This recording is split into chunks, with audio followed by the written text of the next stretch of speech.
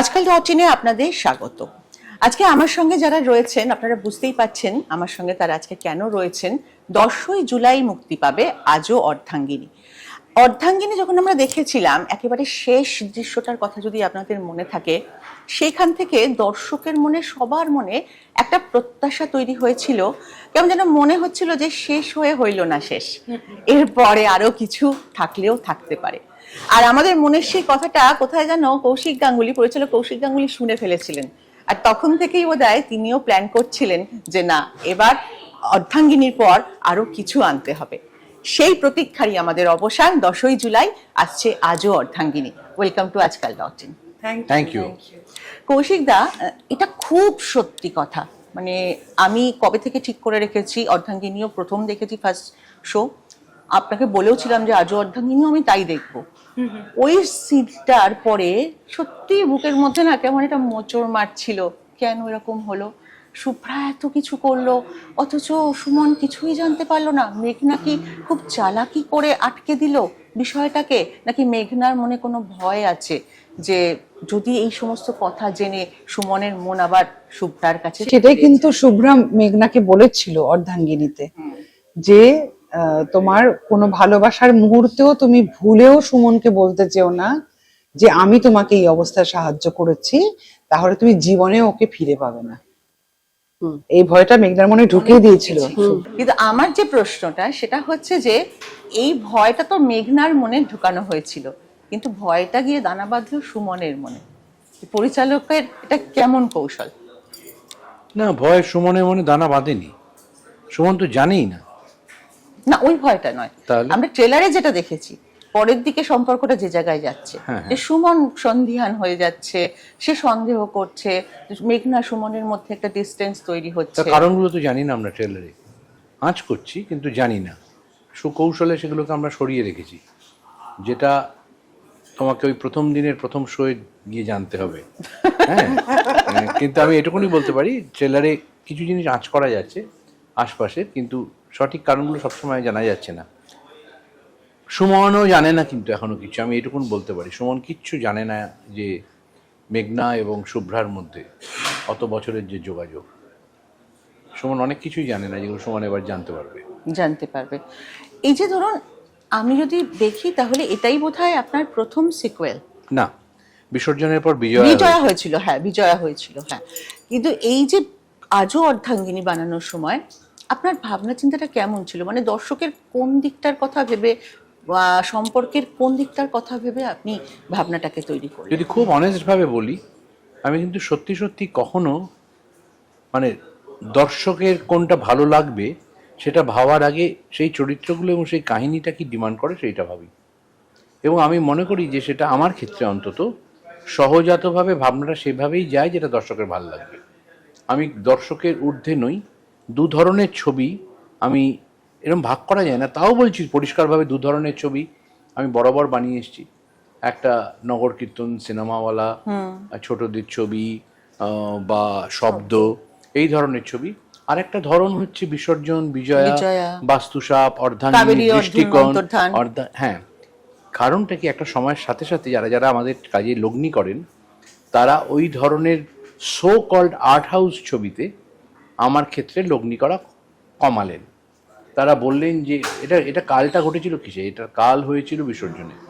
বিসর্জন হওয়ার পর ওরা দেখলো আরে এরকম একটা সস্তা সুন্দর মজবুত জিনিসও তো একটা হয়, যে কম টাকায় ছোট শুটিং 20 দিন 22 দিনের মধ্যে শেষ হয়ে গেল, এইরকম তার ব্যবসা হচ্ছে। Why not repeat this? এখন আমাকে শুনতে হয় যে অর্ধাঙ্গিনীর মতো কিছু করো, যাই করতে যাই বলে অর্ধাঙ্গিনীর মতো একটা কিছু করে দিই। তাতে কি হলো, আমরা তো কুমোরটুলির মানে শিল্পী, আমাদের কাছে যে যে ক্লাব বা যে অঞ্চলের লোকেরা এসে বায়না করছে যেভাবে, কেউ বলছে ডাকের সাজ, কেউ বলছে যে না শোলার সাজ হবে, কেউ বলছে একদম মাটির 8 পৌড়ে হতে হবে শাড়ি পরানো। প্রচন্ড পরিমাণে 8 পৌড়ের অর্ডারটা বেড়ে গেল। আমাকে তো, আমার কিছু করার নেই, আমায় সেই ঠাকুর ওভাবে বানাতেই হবে। কারণ আমার হাতে যদি অর্থের নিয়ন্ত্রণ থাকতো, আমি বছরে একটা ছবি শব্দর মতো বানাবার চেষ্টা করতাম, আর একটা অর্ধাঙ্গিনীর মতো বানাবার চেষ্টা করতাম। সেই লিবার্টি আমার নেই, কাজে আমি রাজমিস্ত্রির মতো ওটাকে সারেন্ডার করে নিয়েছি। বাবু মার্বেল বললে মার্বেল, মোজেক বললে মোজেক। অযোগ্য 2 নিয়ে কোনো ভাবনা আপনার নেই? অযোগ্য 2 নিয়ে না, নেই, এবং এটা প্রকাশ্যে বলতে পারি সম্ভবত যদি খুব এদিক ওদিক কিছু না হয়, প্রসেনজিৎ ঋতুপর্ণার যে 50তম জুটির যে ছবিটা আমি করেছি, ওটাই ওদের পেয়ারের সাথে আমার লাস্ট ছবি। আচ্ছা, I don't want to repeat. আমি দৃষ্টিকোণ এবং ওইটা করেছি। তারপর ওদের ওদের এই পেয়ারটাকে নিয়ে এখনো পর্যন্ত কোনো প্ল্যান নেই, যদি না কোনো প্রযোজক এসে মানে করতেই হবে বলেন আমাকে, এবং আমার তখন সেটা আবার যদি কোনো বায়না না আসে।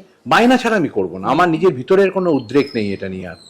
কাজে এটা আমি I have done justice to the 49th and the 50th film. বড় রেসপন্সিবিলিটি, দুটো ছবি সুপার ডুপার ব্লকবাস্টার, তোমরা সবাই জানো। আমি আর আর চাই না, আমার হ্যাট্রিক করার কোনো ইচ্ছে নেই এক্ষেত্রে। চূর্ণিদি, জয়া দুজনের কাছেই প্রশ্নটা। আজও অর্ধাঙ্গিনীর স্ক্রিপ্টের সঙ্গে তো তুমি আগাগোড়াই জড়িয়ে, যখন প্রথম পেলে তখন কি মেঘনা শুভ্রাকে আবার নতুন করে তোমরা আবিষ্কার করলে, নাকি মনে হলো এটা কন্টিনিউয়েশন?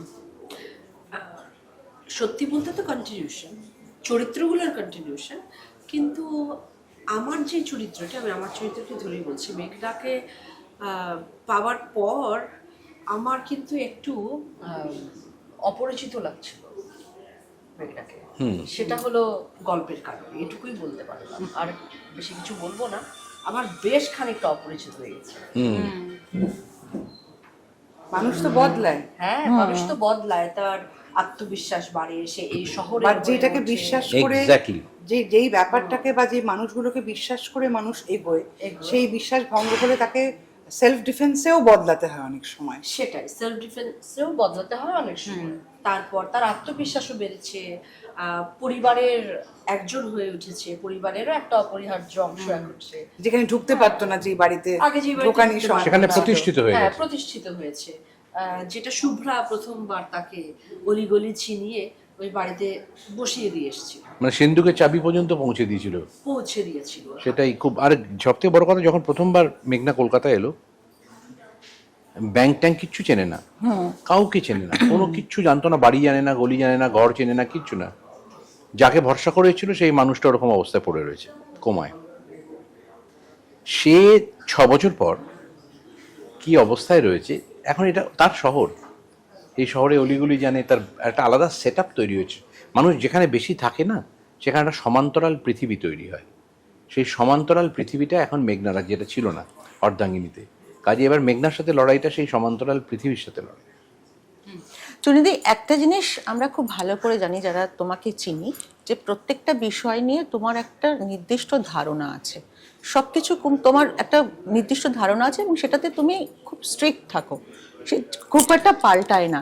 কিন্তু এখানে এসে, আজও অর্ধাঙ্গিনীতে এসে, এই শুভ্রা কি কোথাও একটু চূর্ণি গাঙ্গুলিকে ভাবালো কেন কেন আমি মেঘনাকে এত হেল্প করবো? মানে আমি আমার মনে একটা যে কোনো বিষয়, সে মানুষ হোক, পরিস্থিতি হোক, একটা অ্যানালিটিক্যাল সেলফ আছে আমার, যে আমাকে হয়তো আমার ভাবনাগুলো তৈরি করে, কিন্তু সেই অ্যানালিসিসটা তো বদলাতেও থাকে, পরিস্থিতি অনুযায়ী বদলাতে থাকে। মানে যে পরিস্থিতিটাকে আমি অ্যানালাইজ করছি, সেই পরিস্থিতি যেরকমভাবে বদলাবে, সেই অনুযায়ী আমার অ্যানালিসিসও বদলাবে। সেটা যে আমি যেটা অরিজিনালি কোনো কিছু ভেবেছিলাম, আমি সেটাকে স্টিক করে থাকি তা কিন্তু নয়। আর সব থেকে বড় ব্যাপার হতো, সেটা কৌশিকও বলতে পারবে হয়তো, যে আমি বিন্দুমাত্র জাজমেন্টাল নই, কিন্তু এটা এই মানে এর বিয়ন্ডে আর কিছুটা হতেই পারে না, এই ব্যাপারটা আমার কোনোদিনই ছিল না। কাজে সেইটা আদৌ আমার ক্ষেত্রে নয় অন্তত। আর শুভ্রার ক্ষেত্রে আমার মনে হয় যে শুভ্রা যেভাবে একা একা নিজের জীবনটা গুছিয়ে নিয়েছে, সেইটা ইমাজিন করতে হয় যে একজন নারী যে একটা সংসার এত বছর করে তারপরে হঠাৎ করে একা হয়ে গিয়ে কীভাবে তার সেই ধাক্কা সামলে নিজের একটা একা জীবনে পূর্ণতা আনার চেষ্টা করে, সেইটা অবস্থাটা বাদ দিলে পরে বাকি জায়গা যে আছে শুভ্রার, যেখানে ও এগিয়ে আসে সাহায্য করতে, বা সেইটা মানে এগিয়ে আসাটা যেমন আমি ফিল করতে পারি যে কেন করছে, আবার যখন এগিয়ে আসতে গিয়ে ব্যাকা ব্যাকা কথা বলে, তখন আবার মনে হয় যে একটু যেন নিজের ওই ঝালটা বের করতে গেলে আমার চূর্ণির মত হচ্ছে যে ওই জালটা বের করা মানে তাহলে তো তাহলে ওই কাইন্ডনেসটা করার কোনো মানেই হয় না। তুমি যদি হেল্পই করো, হেল্প করো, তার পাশাপাশি চট থাপ্পড় মেরো না। এখানে আমার বলার আছে কথা, এটাকে জাস্টিফাই করার জন্য বলছি অন্যভাবে। সেটা হচ্ছে স্কুলের শিক্ষক যারা, আমরা যে সময় শিক্ষকদের দেখেছি, তারা বকাবকি করতেন, মারতেন, প্রচন্ড রাগারাগি করতেন আমাদের সাথে। মানে নরেন্দ্রপুর রামকৃষ্ণ মিশনের হ্যাঁ, টিচাররা তাই প্রচন্ড করতেন? রাগারাগি করতেন। আচ্ছা। এবং যাদেরকে ভয় পেতাম সেই শিক্ষকদের আমরা সবার উপরে মাথায় স্থান দিয়েছিলাম পরে। ওই একটা কথা আছে না, শাসন করা তারই সাজে সোহাগ করে সোহাগ যে। করে যে। হ্যাঁ, এই যে শুভ্রার শাসন আর সোহাগের যে মিশ্রণ মেঘনার সাথে চলে, সেই ব্যাপারে মেঘনা খুব অবগত। মেঘনা জানে এখানে সোহাগ আছে। আচ্ছা। মেঘনা যদি জানতো যে শুধু শাসন আছে, সোহাগ নেই, মেঘনা শুভ্রার মুখও দেখতো না কখনো, কোনো প্রয়োজন নেই। খেয়াল রাখতে হবে, একটা অন্য জায়গা থেকে এসে একটা শহরে থাকা একজন নারী, সে অনেক ভিড়ের মধ্যে, সব পরিবারের মধ্যেও সে কিন্তু কোথাও একটা বিচ্ছিন্ন এবং একা। আর শুভ্রা এই শহরে থাকা একটা যৌথ পরিবার থেকে বিচ্ছিন্ন হয়ে গিয়ে সেও আর একটা একা মহিলা। কাজে এদের দুজনের একটা একাকিত্বের একটা ওজন আছে। সেই ওজনটা ওরা যখন কাছাকাছি যতবার এসেছে অর্ধাঙ্গিনীতে, এবং অবশ্যই আজও অর্ধাঙ্গিনীতে, ততবার নিজেরা একে অপরের ওজনটা উপলব্ধি করে। সেই ওজনটা উপলব্ধি করে বলেই শুভ্রা মেঘনার সাথে কথা বলে, আর সেই ওজনটা উপলব্ধি করে বলেই মেঘনা শুভ্রাকে এখনো তার জীবনে স্থান দেয় কোনোভাবে। কিভাবে সেটা খুব একটা প্লেজেন্ট নয়। শুধু নিজের স্বার্থের জন্য নয়। না না না না না না না, আমার মতো যে কষ্ট পেয়েছে সেই তো আমার বন্ধু হতে পারে। সমব্যথী কথাটা তো ওখান থেকেই এসছে। শুভ্রা মেঘনা দুজনেই সমব্যথী, আর এইখানেই ওদের দুজনেই কোথাও একটা ভিকটিম হয় তো। হ্যাঁ হ্যাঁ হ্যাঁ, সেটা তারা স্বীকারও করেছে একটা সংলাপে। হ্যাঁ। আমরা বাইচা এমন বাঁচলাম, ভাই ওই বিয়া করছিলাম বটে, বিয়ে করছিলাম বটে। না ছানা না বিছানা কোনোটাই পাইলাম না। হ্যাঁ। না, আমার কাছে মনে হয়েছে যে শুভ্রা একমাত্র ব্যক্তি, মানে যাকে একেবারে অন্ধভাবে ট্রাস্ট করতে পেরেছিল অর্ধাঙ্গিনীতে। আমরা যদি দেখি মেঘনা, এবং সবচেয়ে ভরসা সমব্যথী হওয়ার কারণেই, এবং একেবারে জাজমেন্টাল ছিল না ওর ব্যাপারে, এবং সবচেয়ে সিকিউর জায়গা ওর কাছে মনে হয়েছিল শুভ্রা। সেই কারণেই কিন্তু সেই ঘটনাটা তখন অর্ধাঙ্গিনী, সেই কারণে আমার একটা জিনিস মনে হয়েছিল জানো, সেটা এভাবে আলোচনা করিনি কখনো, সেটা হচ্ছে ডিগনিটি অফ আ পজিশন। সবকিছু নষ্ট হয়ে যায়, সম্পর্ক নষ্ট হয়ে যায়, কোনোদিন অতীত তো এক যা তাই থাকে। ওই বলি না, একমাত্র অমর জিনিস হচ্ছে অতীত পৃথিবীতে, সে থাকবেই। তাতে এই যে প্রাক্তন স্ত্রীর যে একটা পদমর্যাদা আছে, সবকিছু ছেড়ে দিও, কারণ একটা মানুষের জীবনে এত বছর হয়তো তার প্রাক্তন স্ত্রী ছিল, এই সময়টা তো অমর। বাড়ি ছেড়ে ঠিক বেরিয়ে আসা চৌকাঠের ওপারটা পর্যন্ত যে সত্যিটা, তার একটা পদমর্যাদা আছে, যেটা এই পৃথিবীর সবাইকে শুভ্রাকে দিতে হয়। এবং সেই পদমর্যাদা থেকেই কিন্তু আজকে যে ওই আসনে এসেছেন, যে কারণে একজন, খুব একদম অন্য বিষয় বলছি, একজন কলেজের নতুন যদি কোনো ভাইস চ্যান্সেলরের শপথ গ্রহণ থাকে, যিনি প্রাক্তন তিনি উপস্থিত থাকেন। কিন্তু এটা বোধহয় পরিবারের অন্য সদস্যদের উপরও নির্ভর করে। সেটা তো 10 তারিখে বুঝে যাবো আমরা। সেটা আমরা 10 তারিখেই টের পেয়ে যাবো। কৌশিকদা ঠিক জায়গা থেকে, পয়েন্টটা থেকে বার করে নিয়ে আমায় চলে আসছেন। আমি খুব দায়িত্ব নিয়ে বলছি কথাটা, এরকম বারবার এই কথাটা আমি বলেওছি যে চরম শত্রুরও যেন এরকম পরিস্থিতির মধ্যে না পড়তে হয়, যেটা আজও যেটা শুভ্রা পড়েছে, না যেটা মেঘনা পড়েছে, শুভ্রা পড়েছে, এবং অবশ্যই সুমন চ্যাটার্জি এবং তার ফ্যামিলি, অল অফ দেম।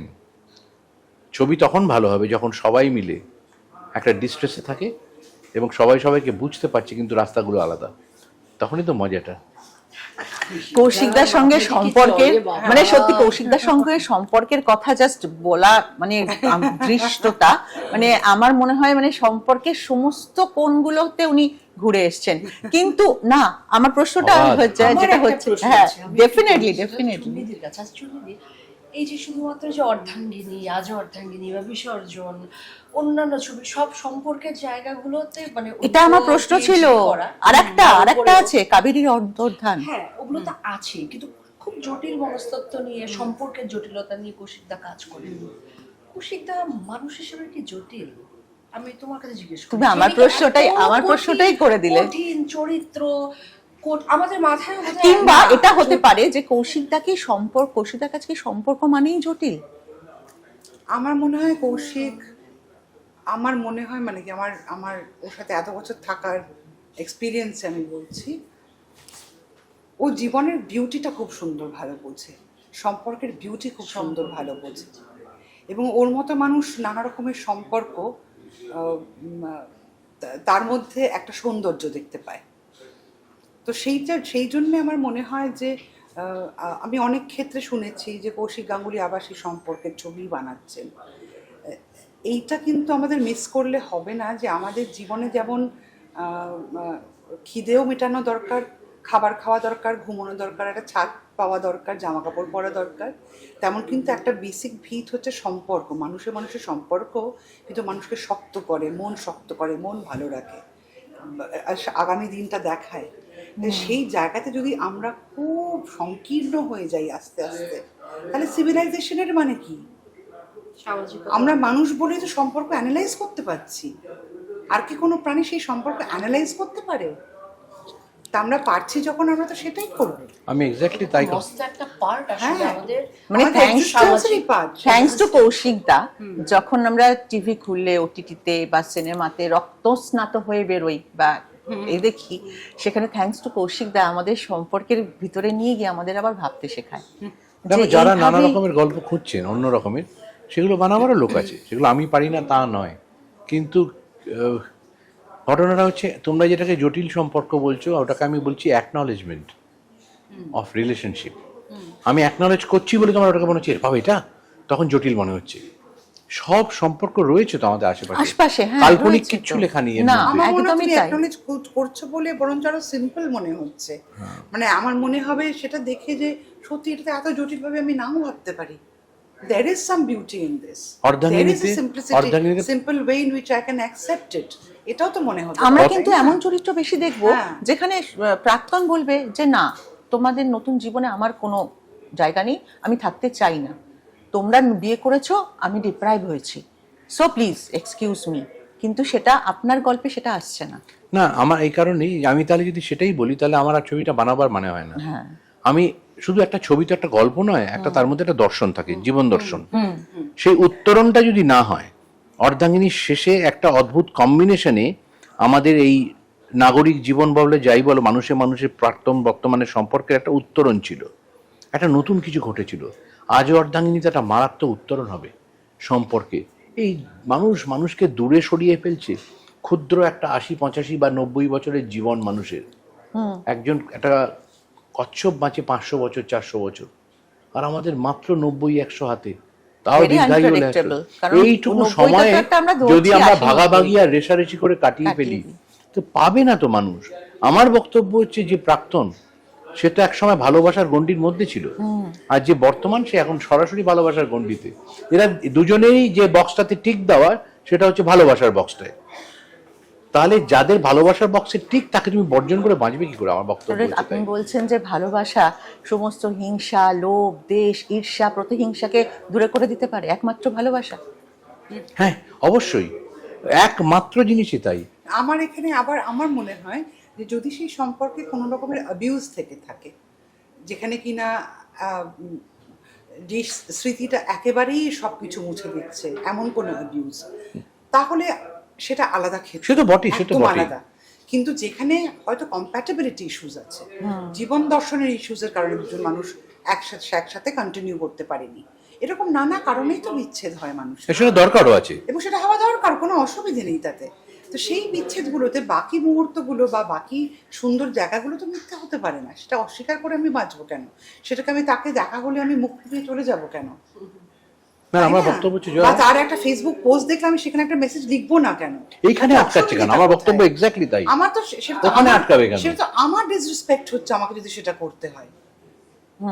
আচ্ছা, তোমার সাথে যদি আমার একটা প্রাক্তন কোনো একটা সম্পর্ক থেকে থাকে, আমি কি তোমাকে দেখলে পালিয়ে যাবো বা তোমার কোনো কিছু সব ইয়ে করে দেবো বা তোমাকে আমি ব্লক করে দেবো? আমি তো সেটা করবো না। You have not committed a crime. কাজেই তোমার সোশ্যাল এম্বারাসমেন্টটা কিসের? আমার ক্ষেত্রে সেটা মানে I feel that is disrespect towards me, right? যেমন ধরো আমার বাড়িতে একটা অনুষ্ঠান হচ্ছে, দুজন আসবে, একজনের প্রাক্তন আসবে ধরো, হ্যাঁ, সেইটা আরেকজনের সেই- বর্তমান আসবে। বর্তমান আসবে, বর্তমান বললো যে ও যদি আসে আমি তাহলে আর যাবো না যে অনুষ্ঠানে। খুব নর্মাল ব্যাপার এটা হয়, এবং দেখে সেটা থাকি হয়তো আমরা। সেই যাকে সে এখন ভালোবাসে তার হয়তো জন্মদিন, সে জন্মদিনের দিন বলছে যে ও যদি আসে আমি কিন্তু যাব না। I find it narrow and I am against that. আমি এই বাসনটাকে ভাঙবো কাঁচের ঠিক করেছি বলে এত জোর আচার মেরেছি, এটা আবারও আচার মারবো আজও অর্ধাঙ্গিনীতে, লিখে দিচ্ছি আমি। অসাধারণ। এবার একটু অন্য এতে আসি, এটা প্রশ্নের উত্তরটা তিনজনের কাছে আমার হতে পারে। সেটা হচ্ছে যে আমরা যে এই অর্ধাঙ্গিনী বলি বা বলি যে নারী হচ্ছে অর্ধেক আকাশ, এই বিষয়টাকে কিভাবে দেখো তোমরা? অর্ধেক জয়া। আকাশ, আমরা অর্ধাঙ্গিনী। না বলে এবার কৌশিক দাই বলুক, আমরা অনেক না তুমি অনেকক্ষণ চুপ করে শুধু হাসছো মিষ্টি মিষ্টি। আমি তো শুনছি। না তোমায় বলতে হবে। আগে আমার বলতে হবে আকাশ কিভাবে ভাগ করা যায়। ভাগ কৌশিকদা করা কথা বলতে শুরু করলে কেউ কথা বলতে পারে না, তুমি বলো। একেবারে বলো বলো। তুমি বলো। কৌশিকদার কথা শুনতে চাই বলেই তো আমরা কৌশিকদার ছবি করতে চাই আর দর্শকেরা দেখতে চাই। এগুলো তো কৌশিকদারই ফিলসফি, যেটা আমাদের ভেতর দিয়ে উনি ইনফিউজ করে দেন দর্শকের কাছে। তো কৌশিকদা আমার কাছে মনে হয়েছে যে আর একটা জিনিস আছে, কৌশিকদা কখনো একই কথা বারবার বলেন না। যতবার বসবে ততবার কৌশিকদার প্রশ্নের যে উত্তরগুলো হবে সেখানে আলাদা আলাদা ফিলোসফি কাজ করে। অবশ্যই। না, অর্ধাঙ্গিনীতে আমার কাছে মনে হয় এখন এই সময় দাঁড়িয়ে এটা একটা মিথ। আর কৌশিক গাঙ্গুলির এই ছবিতে কোনোভাবেই অর্ধাঙ্গিনী বলতে সেই অর্ধাঙ্গিনীকে বলা হয়নি। যে ট্যাবুটা উনি ভাঙতে চেয়েছেন সুমনের মাধ্যমে আমাদের দুজনকে হাজির করে, মানে মেঘনা এবং শুভ্রাকে একই জায়গায় হাজির করে, সেটাই উনি ভাঙতে চেয়েছেন। এবং সে জায়গায় উনি জানতে বলেছেন যে অর্ধাঙ্গিনী কি আসলেই অর্ধাঙ্গিনী, এবং শেষে শুভ্রার মধ্যে একটা সংলাপ আছে, সংলাপ আছে, দুজন মিলে অর্ধাঙ্গিনী মিলে একজন একদম, চল দেখি। এটা খুব সার্কাস্টিক ভাবেই শুভ্রা বলেছে। আর তুমি আকাশ কিভাবে ভাগ করবে? না আমি তো ভাগ করতে চাই প্লেন না, দিয়েও করা যাবে না। কিন্তু শুনি আমরা, মাঝখান দিয়ে প্লেন চালালো না, আকাশটা আমরা ভাগ শুনি হবে না। তো নারী মানে অর্ধেক আকাশ। আমি জানি না কি করে আকাশকে ভাগ কারা করে। বলেছি দেখে তো ভেবে, নারীরা তো বলেনি, এটা আমি জানি। কারা বলেছে? এই ভাগ বাটোয়ারা করে যারা, তাদের বিপক্ষে আমি ভীষণভাবে।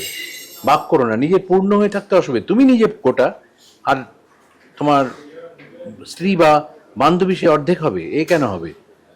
পুরুষ একটা দুর্গাপুজো করলে সৎ পুরুষ হয়ে যায়, আর আগেকার দিনে মহিলাকে সতী হতে হতো সৎ প্রমাণ করার জন্য। একদমই তাই। তাহলে এই নির্মম যেখানে এরকম ভাগ বাটোয়ারা ছিল, সেখানে আজকের শহরে দাঁড়িয়ে তো ওরম পৌরাণিক বলা যাবে না।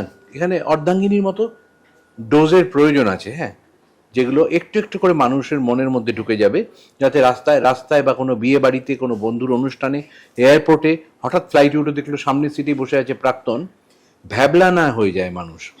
হ্যাঁ, যাতে সে ডিগনিটি নিয়ে সেইটুকুনি ফেস করে বলে ভালো হয়েছে, তোমরা কেমন আছো, এইটা কেন বলতে পারবে না? আমার মনে হয় মানুষকে, সুন্দর না? হ্যাঁ, কত সুন্দর বলো তো, কত কেন হবে না সেটা? মানুষ নিজেকে অপমান করে জানো এটা করে, একদমই তাই। মানে তুমি জানো এটা কোনো খুব খারাপ কাজ করে তার জন্যই ফেলেছিলে। যেন আমার অস্তিত্বটা ছিল, এখন আর নেই। এখন আর মানে নেই। মানে অহেতুক একটা গিল্ট তৈরি করা, as if I'm guilty of something। এটা সোসাইটি তৈরি করেছে এবং মানুষ এটাকে পালন করেছে এত বছর। চুনিদি, এই যে তোমার আর কৌশিকদার রসায়নটা, এটা সবার মুখে মুখে ফেরে। আমি খুব খুব ব্যক্তিগততে যাচ্ছি না, ছোট ছোট দুটো জায়গা, সেটা তুমি আমাদের বলো, যেখানে এভাবে দুজন খুব ইন্টেলেকচুয়াল মানুষ, খুব স্মার্ট মানুষ, খুব কি বলবো, খুব মানে নলেজেবল দুটো মানুষ একসঙ্গে সুন্দরভাবে থাকে। আমরা সাধারণত দেখি যে প্রত্যেকেই না নিজেকে একটা জাহির করার চেষ্টা করে, সর্বত্রই আমরা দেখি যে নিজের ঢাক নিজে পেটানোর একটা চেষ্টা, এবং সেই ঢাকের আওয়াজটা যাতে সব থেকে বেশি হয় তার একটা চেষ্টা থাকে। কিন্তু তোমরা দুজন একটা ব্যালেন্স করো কি করে? ব্যালেন্স করতে হয় কি একটা করতেই হয় না। আমাদের ঢাক নেই প্রথমত, হ্যাঁ একদম ঢাক নেই, আর দ্বিতীয় রাগ ঢাকও নেই কোনো। হ্যাঁ, এবং সব থেকে বড়, হ্যাঁ, আমি তো মনে মনে প্রতিদিন আমি ফেসবুক ছেড়ে দিই, প্রতিদিন মনে হয় ছেড়ে দিই, এটার মধ্যে আর থাকবো না। আর লোকে এত একে অপরকে অপমান করছে, আমায় না, এমনি যে যেখানে সুযোগ পাচ্ছে করে যাচ্ছে অপমান, সেটা আমার খুব খারাপ লাগে, সরে যাই। ও তো নেই কোনো কিছুর মধ্যে ফেসবুকে। আমরা মাঝে মধ্যে আমাদের কোনো বিশেষ পারিবারিক অনুষ্ঠান বা কখনো একটা লিখতে ইচ্ছা করে লিখি, সারা বছর কিছু লিখি না সেরম ভাবে। আর ছবি আসলে পরে আমি দায়বদ্ধ আমার প্রযোজকের কাছে, ছবিকে মানুষের কাছে পৌঁছবার জন্যে এর দ্বারস্থ হই। আমাদের দুজনের জীবনের ক্ষেত্রে আমাদের এই যদি রসায়ন যদি বলো, সেটা একেবারে যাদবপুর বিশ্ববিদ্যালয়ের বন্ধুত্বের রসায়ন। সেটা থিয়েটারের এবং সিনেমার রসায়ন, এবং আমরা বিবাহিতভাবে একটা বাড়িতে থাকি যাতে দুজনকে দু বাড়িতে চলে যেতে না হয়। এই করতে গিয়ে একটা ইনস্টিটিউশন তৈরি হয়েছে। সেই ইনস্টিটিউশন থেকে আমাদের মেম্বারশিপ বেড়েছে। একটি মনুষ্য সন্তান যার নাম উজান, আর একটি 4 পেয়ের আমাদের গোল্ডেন রিট্রিভার যার নাম অ্যালবাস। এই আমাদের পরিবার। আমরা দিব্যি রয়েছি, কমপ্লিকেশনের কোনো কিছু নেই। আমরা নিজেদের মতো করে থাকি, কাজকর্ম করি। আমাদের যতটুকু ক্ষমতা বা প্রতিভা আমার, ওর, উজানের, অ্যালবাস মুখ বন্ধ করে থাকে, ও কিছু বলে না। হ্যাঁ, না মাঝে মাঝে বকে যে মাঝে এত মাঝে আলোচনা বকে। কিসের? আমার কি হবে তাহলে? ও তো নিশ্চয়ই হ্যাঁ। কথা বলে নাকি না আলোচনা না, কথা বলে, দরজা বন্ধ থাকলে এসে ডাকে, একবার ডাকে, শুধু একবার, ও মানে দরজাটা খোলো, আর কোনো আওয়াজ করবে না, চুপ করে দাঁড়িয়ে থাকবে ওখানে, ঠাট মানে এরকম মাথা ইয়ে করে। কাজে এই একটা সহজভাবেই চলছে জিনিসটা। রসায়ন কিছু ঘটেনি, শুধু একমাত্র যদি বলো রসায়নের টোটকা কি, সেটা হচ্ছে বন্ধুত্ব। এখানে সন্তান, স্বামী, স্ত্রী, যাবতীয় জিনিসে আমাদের কমন ফ্যাক্টর একটাই, উই আর ফ্রেন্ডস। হ্যাঁ, আসলে সেই অর্থে যে একটা মিষ্টি মিষ্টি প্রেম যেটাকে আমরা ভাবি, হ্যাঁ সেইভাবে তো আমাদের একসাথে আসা হয়নি। আমাদের দিন রাত বসে বসে শুধু গল্প করছি এইভাবে হয়নি। আমাদের কাজের মাধ্যমে বন্ধুত্ব হয়েছে। একসাথে চুটিয়ে নাটক করছি, পড়াশোনা করছি, বন্ধু বান্ধবের সাথে বসে গল্প করছি, মানে সকলকে নিয়ে একটা অন্য রকমের একটা মজা। বাবা পরিবারের, ওর বাড়ি আমি গেলাম, ও আমাদের এখানে এলো, আমার ভাই বোনদের সাথে গল্প হচ্ছে, এইভাবে জিনিসটা কিন্তু গ্রো করেছে আমাদের। ওই দুজন মিলে বসে একটা ইয়ে করে কথা বলা, এই ব্যাপারটা আমাদের কোনোদিন হয়। আচ্ছা, ওর বোনেরা আমাকে ভাইফোঁটা দেয়। হ্যাঁ হ্যাঁ, আমার বোনরা ওকে ভাইফোঁটা দেয়। ভাইফোঁটা দেয়, কারণ আমার কোনো বোন ফলে দিদি যেটা নেই বলে। হয়েছে যে মানে কোথাও কোথাও কোনো রকমের অসুবিধে, যেগুলো যে কোনো অন্য একটা বিবাহিত একটা সেট আপকে প্রবলেমে ফেলতে পারে, সেগুলো আমাদেরকে টাচ করতে পারে না। আরে কি হলো বলো তো, এই সব যা। মিটে গেল একদম। এই জিনিসটা আছে আমাদের, আমার মনে হয় সেটাও একটু ভীষণভাবে হেল্প হয়েছে। করে, কারণ আমরা হ্যাঁ। মানে তখন আমাদের ফোনও ছিল না যে হ্যাঁ সুইট একটা হার্ট পাঠালাম, এই করলাম, এগুলো কিচ্ছু ছিল না তখন। আমাদের ল্যান্ডলাইন প্রেম। ওই হারটা মুখে মুখেও আমাদের এক্সচেঞ্জ হতো না কোনোদিন। সেই মিষ্টি কয়েকটা কথা যেগুলো চিঠি বলে, লিখেছো? যেগুলো নিশ্চয়ই। মিষ্টি মিষ্টি কথা, না চিঠি মানে সেরকম কিছু লেখা নয়। কিরকম চিঠি আমি বলছি, আমি একদিন বললাম যে তুমি মুড়ি নিয়ে একটা চিঠি লিখে পাঠাবে আমাকে। আচ্ছা, মুড়ি, মুড়ি নিয়ে। হ্যাঁ মুড়ি মুড়ি নিয়ে একটা পাঠাবে চিঠি আমাকে। আচ্ছা। এবার সেই মুড়ি নিয়ে আমরা মুড়ি খাচ্ছিলাম। এবং সেটা রাখা আছে আমার কাছে সেই চিঠি এখনো। সেটা নিশ্চয়ই মুড়ি রচনা নয়। না না না, সে রসনা নয়। এই মুড়ির একটা ছোট ভিজুয়াল আছে। ওই মুড়িগুলো নিয়ে না এরকম করে মুখের মধ্যে এরকম করে দাঁড় করিয়ে, দাঁত এরকম বেরিয়ে থাকলে যেটা হয়, আমরা ছোটবেলায় হ্যাঁ, করতাম, ছোটবেলায় আমরা হ্যাঁ, করতাম। হ্যাঁ, করে এরকম করে আমার যে কি করছো, বলে তুমি মুড়িটা নিয়ে একটা কিছু লিখে আমার পাঠাবে। এই লেখা হলো। এরকম মানে আমি ওর বাড়িতে যাব, এরকম। আমি ওর বাড়ি যাব কিভাবে যাব? কলকাতা বুক ফেয়ার চলছে, ময়দানে হতো তখন। ইউনিভার্সিটি ছেড়ে ঘুরে বেড়াচ্ছি ওখানে বুক ফেয়ার ধুলোর মধ্যে। আর জানি বুক ফেয়ারের খুব কাছেই থিয়েটার রোড, যেখানে ও থাকে। না তখন আমার টাইফয়েড হয়েছিল। টাইফয়েড। হ্যাঁ, এবার আমি দেখতে যেতে যেতে হবে তো, পারিনি। খালি হাতে কি করে যাব? একটা বই কিনলাম, বই কিনে তারপর লিখলাম বুক ফেয়ারে। লিখে হাঁটতে হাঁটতে ওখান থেকে তখন ময়দান কোনো থেকে problem কিছু হয়নি কিন্তু। কিচ্ছু না। তখন আমি একটুখানি ইট পাতার ব্যবস্থা করছি। হ্যাঁ, আস্তে আস্তে একটুখানি ইটটা রোজ গিয়ে একটু একটু এগিয়ে যদি কিছু হয়। আর আমার তো ফোকাস, আমি এখানে টোটাল গণেশ মন্ডল কিন্তু, হ্যাঁ ওকে পাগল করে দিয়েছি আমি। যেখানে যাচ্ছে সেই বাসে উঠছি। আমার বাড়ি গড়িয়ায়, ও যাবে থিয়েটার রোড, ওকে স্টেশনে আমাকে জিজ্ঞেস করলো এখানে তুমি, আমি একটা কাজ আছে। আমি বলছি, না করে আমাকে বলছে তুই কোন দিকে যাবি? না আমি থিয়েটারে যাচ্ছি। বলে হ্যাঁ আমি ওদিকে যাবো। ওদিকে আমারও কাজ আছে। এবার ও গণেশ মণ্ডল না, গণেশ টোটাল মণ্ডল। আমার ওই আমাকে ফিল্ম ভয়ে দেখার বিয়ে পর, করেছে, আতঙ্কে। ওই ফিল্ম দেখার পর আমার দিদি বলছে যে সবাই প্রেস করছে কৌশিককে, আমাকে জিজ্ঞেস করুক, আমি তো গণেশ মন্ডলকে অনেক আগে দেখেছি। ও গড, ও থিয়েটার ইয়েতে নেমে যেত, জিমিস কিচেন কলা মন্দিরে। আমি কি মল্লিক বাজারে নেবে, আবার রাস্তা ক্রস করে উল্টো দিকে বাস নিয়ে বাড়ি চলে আসতাম এই তাহলে এভরি ডে। ঘটনা। এটাই ঘটনা। আসলে কি ব্যাপার মানে ওই দুজনে মিলে, এতদিনে যায়া জানতে পারলো দুজনে গণেশ মিলে- মণ্ডলের জন্ম কবে।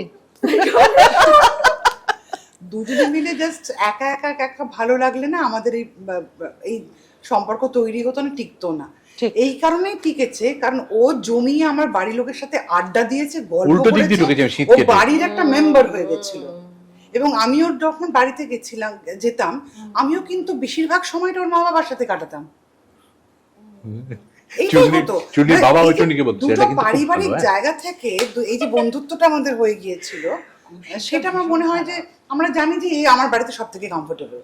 ও জানে যে এই মেয়েটা আমার বাড়িতে সব থেকে কমফোর্টেবল, তাহলে কি বিয়ে করি আমরা, এইটা হয়েছে। জয়া এখন বুঝতে পারছো যে হ্যাঁ। কৌশিকদা কিভাবে একটা সম্পর্কের গভীরে এই জয় একটা জিনিস আমি বলিনি, হ্যাঁ। ওর বোনেরা আমার ভাইফোঁটার দিন আমার কোনো বোন নেই বলে ওরা দিয়ে দিত। আমরা এক মাসুতো বোন আছে, ভোট ফোটা হয়নি, যে ওরা বললো আমরা ফোটা দেবো, এবার আমরা ফোটা দেবো বলতো। আমি ঢুকিনি বিয়ের আগে পর্যন্ত, যদি আমি কারণ সেরকম তো কোনো কথা হয়নি না, রাখি এবং ভাইফোঁটায় আমায় দেখতে পাবে না। সেরকম তো কোনো কথাই হয়নি ফিউচার নিয়ে। হ্যাঁ, তখন তো কথা হয়নি, কিন্তু একবার যদি ফোটা বসে গেল তো শেষ। তার তো একটা সিনেম্যাটিক ভ্যালু আছে। কৌশিকদা, চুনিদি, একটু দারুণ। অন্য ধরনের প্রশ্নে আসি। সেটা প্রশ্নগুলো খুবই কেজো, খুবই ক্লিশে প্রশ্ন, তবুও এই যে ইন্ডাস্ট্রির এখন যে অবস্থাটা চলছে, ফেডারেশন কনফেডারেশন, একেবারে পুরো ব্যাপারটা যদি বলি ঘেটে আছে। হ্যাঁ, সত্যি বলতে কি আমরাও কিছু বুঝতে পারছি না কি হবে, কি হতে চলেছে। অনেক ক্ষেত্রে কলাকুশলীরাও বুঝতে পারছেন না সত্যি কি হতে চলেছে। আপনাদের কি মনে হয় এই আগামী যে টলিউড ইন্ডাস্ট্রি, হ্যাঁ, এই ইন্ডাস্ট্রিটা কি রাজনৈতিক এর থেকে মুক্ত হলে ভালো হয়? আমি উত্তর দিই, হ্যাঁ, সেটা হচ্ছে কনফেডারেশন কি আমি জানি না এখনো। এবং আমার যেহেতু একটি ফেডারেশন আছে এবং এতগুলো গিল্ড রয়েছে, এটা তো একটা খুব বৈজ্ঞানিকভাবে গোছানো একটা ট্রেড ইউনিয়ন, বিভিন্ন তাদের প্রতি সম্পূর্ণ আস্থা রাখা দরকার। সেই ইউনিয়নগুলো ভালো করে চলছে কিনা সেইটা দেখা দরকার ইন্ডাস্ট্রির লোকেদেরই। সরকারের কোনো মাথা ব্যথা নেই তোমার স্টুডিও ভালো করে চলছে কি চলছে না। স্টুডিও যখন ঠিকমতো ফাংশন করবে না বা কোনো ডিসপিউট হবে, তখন সরকারের সাহায্য চাইতে হবে। সরকারের অনেক বড় বড় কাজ আছে, তাদের সিনেমা পাহারা দেওয়া বা সিরিয়াল পাহারা দেওয়া কাজ নয়। কাজে আমরা যদি মেস তৈরি করি, মেসটাকে আমাদের ক্লিয়ার করতে হবে। এবং আমি বিশ্বাস করি প্রত্যেক কটি গিল্ড এবং ফেডারেশনকে যথেষ্ট শ্রদ্ধার সাথে দেখে তার ভিতরে কি সংস্কার দরকার। আমার বাড়ির দেয়ালে ফাটল হলে পরে বা উই হলে পরে আমরা বাড়ি চেঞ্জ করি না, একদম উইটাকে ছাড়াই, দেয়ালটাকে সারাই। কাজে সেই রিপেয়ারটা করা দরকার। এবং আমি অগাধ বিশ্বাস রাখি এই সরকার আমাদের টালিগঞ্জের যে দেয়াল, যেটা টালিগঞ্জ মানে স্টুডিও পাড়ার দেয়ালের বাইরে রাজনীতিকে রাখবেন এবং সম্পূর্ণ রাজনীতি মুক্ত করবেন। যদি কেউ চেষ্টাও করেন যে এই ইন্ডাস্ট্রির মধ্যে রাজনীতিকে জোর করে ঢুকিয়ে দেওয়া হবে, সেটা মনে হয় এই সরকার বাধা দেবে। আর নইলে এই খেলার মধ্যে আমি নেই কোনোভাবে। আমি চাই সমস্ত শিল্পী যে ছবি আঁকুন, নাচুন, নাটক করুন, যাই করুন না কেন, সে যেন তার নিজের মতো করে কাজ করতে পারে। এবং আমি সত্যি আস্থা রাখতে চাই মানুষের বিচারে তো একটা সরকার তৈরি হয়েছে, তার প্রতি শ্রদ্ধা রাখা দরকার এবং তাকে সময় দিতে হবে ঘর সাজানোর। মানে এই আমরা যে অবস্থা দেখেছি, এত ভালো ভালো অভিনেতা অভিনেত্রীদের ব্যান করে দেওয়া হচ্ছে, কষ্ট পেয়েছি, সমাজ মাধ্যমে দেখেছি তাদের পোস্ট, তারপরে আরো অনেক কিছু দেখেছি। সেখান থেকে আমার মনে হয় আপনারাও চান যে এই ব্যান, এই কথাটা তুললে বলে তোমাকে এই ছবির প্রসঙ্গে একটা কথা বলি। আমি বলতে চাইনি কখনো, তুমি এই কথাটা তুললে বলে বলছি। আমার কাজ বন্ধ করে দেওয়া হয়েছিল, জানো তো? নিশ্চয়ই। 1.5 বছর আমি কোনো কাজ করতে পারিনি। ওরা বন্ধ করার আগে আমি 1 বছর কোনো কাজ করিনি, মূলত এই কাজটা করব বলে। সেই কাজটা শুটিং এ যাওয়ার আগের দিন বন্ধ করে দেওয়া হয়েছিল। কি কি কারণ তোমরা সব জানো, মূল কারণ কি সেটাও তোমরা জানো। আমি কাউকে দোষারোপ করা বা কোনো কিছু না, কিন্তু যার পর নয় অপমানিত হয়েছিলাম আমি। এবং আমার খারাপ লেগেছিল যে আমার কাজটা যে বন্ধ হলো, আমার চূর্ণির উজানের কাজ না করলেও আমরা সময়ের কিছুদিন চালিয়ে নিতে পারবো।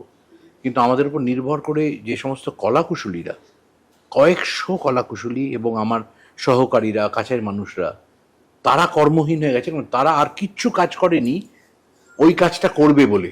তার রেমুনারেশনটার দিকে তাকিয়ে একদম সে এক মর্মান্তিক। তারপরে ওদের সাথে কথাবার্তা যখন বলা হয়েছিল ফেডারেশনের সাথে, তারা যেটা নিয়ে আমাকে অ্যালিগেশন করেছিল, অ্যালিগেশন তো করবে বলে করেছিল, ওটা কোনো বেস ছিল না। তারপর যে সেটার ভিডিও ক্লিপ দেখবার পর ওরা বুঝতে পারলো যে কথাটা আমি তাই বলিনি, সেটাকে আরো অন্যভাবে রঙিন করে বলানো হচ্ছিল। সেই অপমানিত অবস্থা আমাকে বলে দিল যে তুমি কাজটা আপনি করুন। তারপরের দিন সকালবেলা দেখলাম প্রযোজক আর কাজ করছেন না। So now I have to get back to work. ঠিক যেখানে বসে আছি, তোমার পিছনের এই অফিসটা হচ্ছে সুরিন্দর ফিল্মসের অফিস। আমি ওর কাছে সত্যি কৃতজ্ঞ। যখন এই সমস্ত ঝামেলা মিটে গেছে, এবার আমি কাজ করব। আমাকে বললো একদিন আসুন, আমি এলাম। কথা বলতে বলতে বললো কী অবস্থা, ঝামেলা মিটেছে, আর কিছু ভাবার দরকার নেই, ওরা যা ইচ্ছে করো, আপনি কাজ করুন। আমি হ্যাঁ করবো। এবার দেখি, রানে আমাকে একটা কথা বললো যে ইমিডিয়েটলি আপনার শুটিং করা দরকার, আপনার নিজের মানে মানসিক কারণে আপনার ইমিডিয়েটলি শুটিং করা দরকার। কারণ আপনি বাড়িতে বসে থাকলে আপনাকে এই খারাপ লাগবে, এই অপমানটা আরো বেশি আরো অস্বস্তি হবে। গেট ব্যাক টু ওয়ার্ক কবে করতে পারবেন শুটিং? ইমিডিয়েটলি করুন। আমি কি করবো আমাকে ভাবতে বললেন না, আপনি অর্ধাঙ্গিনী টুটাই করুন এই ঘরে, তোমার পিছনের ঘরটাতে। ঠিক 1 বছর আগের কথা বলছি কিন্তু আমি। অর্ধাঙ্গিনী টুটাই আপনি করুন। আমি বললাম আচ্ছা কোন মাসে করবেন? আমি বললাম জুন জুলাই। যে জুন জুলাইটা বললাম, লেখা শুরু হলো, 4 জুলাই শুটিংটা শেষ হয়ে গেল ছবিটার। আজকে ঠিক 1 বছর পর ছবিটা রিলিজ করছে এখন। কাজে এই ব্যান্ড কালচারের আমার পরবর্তীকালের প্রথম ফসল এই ছবিটা। কিন্তু তোমাকে এই অজুহাতে আমি বলে রাখতে চাই, এই ব্যান্ড কালচারের পর যে আজকে একটা আশার আলো দেখছি আমরা সবাই, এই সমস্ত কিছু হয়ে যাওয়ার, তার যেন কোনো কৃতিত্ব আমার মতো যারা সাময়িক ব্যানের সাথে যুক্ত, মানে সাময়িকভাবে প্রতিবাদ করেছিলাম আমরা, যারা এই লড়াইটাকে টানতে পারিনি, বেরিয়ে এসেছিলাম, তাদের কোনো কৃতিত্ব নয়। কৃতিত্ব ওই 2-4 জন বা 5 জনের, যারা শেষ দিন পর্যন্ত নিজেদেরকে বিপন্ন করে ওই লড়াইটাতে ছিল। তার 100% কৃতিত্ব যেন তারাই পায়, আমরা নই, যদিও আমরা অনেক লড়াই করেছিলাম। আমি একটু জয়ার কাছ থেকে জানতে চাইবো যে বাংলাদেশের ইন্ডাস্ট্রিটা, আমাদের এখানে যেমন ফেডারেশন আছে, এই যে তুমি শুনছো, বাংলাদেশে বসেও শুনছো, ওখানে এই ধরনের ছবির কাজ, এই কাজগুলো কিভাবে হয়? মানে এরকম কোনো ফেডারেশনের অস্তিত্ব কি সেখানে আছে, নাকি অন্য কোনো সেখানে ভাবে হয়? প্রযোজক সমিতি রয়েছে, আর্টিস্ট একটা সংগঠন রয়েছে, সেগুলো রয়েছে, কিন্তু ফেডারেশনও আছে, কিন্তু গিল্ড বা যেগুলোর সমস্যার ভিতরে এখানে একেবারে সবাই একটু আক্রান্ত হয়েছিল মাঝখানে, সেই বিষয়টি নিয়ে এইসব ব্যাপারগুলো সেখানে নেই। এবারে আমার লাস্ট প্রশ্ন, সেটা জয়ার কাছেই। যদি জয়া আহসান মেঘনাকে কোনো সাজেশন দিতে চায়, কি সাজেশন দেবে? জয়া আহসান মেঘনাকে, এটা কিন্তু তুমি এখনকার ফিল্মটা ভেবে বলো না, তাহলে অনেক কিছু বেরিয়ে যাবে। না আমি তো সত্যি বলতে আমি উত্তরটা দিতে চাইছি না, আমি এটা পাস করে দিলাম, আমি উত্তর দেব না, এত টেকনিক্যাল ভাবে আমি কথা বলতে পারবো। খুব শার্প প্রশ্ন তো, ব্ল্যাডারে টাক করে লাগলে ফুটো হয়ে যাবে, বেলুনটা ফুটো হয়ে যাবে। তার চেয়ে বড় আমি নাই। না বলার দরকার নেই, না গল্প বেরিয়ে যাবে। না না না পাস। বাস, তাহলে এই প্রশ্নের উত্তরটা আমরা যখন দেখবো ছবি আজ অর্ধাঙ্গিনী, তখনই পেয়ে যাব। যেটা বুঝতে পারছো কিরকম ভালনারেবল অবস্থা, যে এই প্রশ্নটাকে অ্যাপারেন্টলি সাধারণ প্রশ্ন ওর কাছে কঠিন লাগছে। আজ অর্ধাঙ্গিনী এটাই করে। হ্যাঁ, একদমই কঠিন। চোখে দেখা সহজ জিনিসটা খুব কঠিন হয়ে যাবে। কঠিন হয়ে যাবে, মানে আমরা ট্রেলারে যেটা দেখে যেটা ভাবছি এটা হতে যাচ্ছে, আদৌ সেটা ঠকানো হয়নি আপনাদের। কাউকে ঠকানো হয়নি, কিন্তু 100 তোমরা 100-র মধ্যে 9 দেখেছো মাত্র এখন। 9 দেখেছি, শুধু 9। তো আজও কাজে অর্ধাঙ্গিনী না দেখলেই নয়। হ্যাঁ, কাজে না দেখলেই নয়। একেবারে শেষে আজও অর্ধাঙ্গিনী নিয়ে দর্শকদের কি বলবে? অর্ধাঙ্গিনী টিমের হয়ে আমি বলছি, 10 জুলাই ছবিটি সবার হয়ে যাচ্ছে। আমি যতটুকু এর আগে ফিডব্যাক পেয়েছি, সকলে অধীর আগ্রহে অপেক্ষা করছেন, আমি বুঝতে পারি, আন্দাজ করতে পারি। আপনারা হলে গিয়ে দেখবেন, এবারে আপনাদেরকে আরো, আপনারা দ্বিগুণ ভাবে, এ কথাটাকে ঠিক এন্টারটেইন হওয়া আমি বলবো না, আপনাদের ভালো লাগবে, আসলে আপনাদের ভালো লাগবে। তো অর্ধাঙ্গিনী যারা দেখেছেন, যারা দেখেননি, তাদের সবাইকে বলছি, এবারে ছবিটি একেবারে মৌলিক একটি ছবি। আপনারা যদি অর্ধাঙ্গিনী নাও দেখে থাকেন, আজও অর্ধাঙ্গিনী অবশ্যই হলে গিয়ে দেখবেন, তাতে কোনো অসুবিধা হবে না। বুঝতে বুঝতে অসুবিধা হবে না। অসুবিধা হবে না কোনো।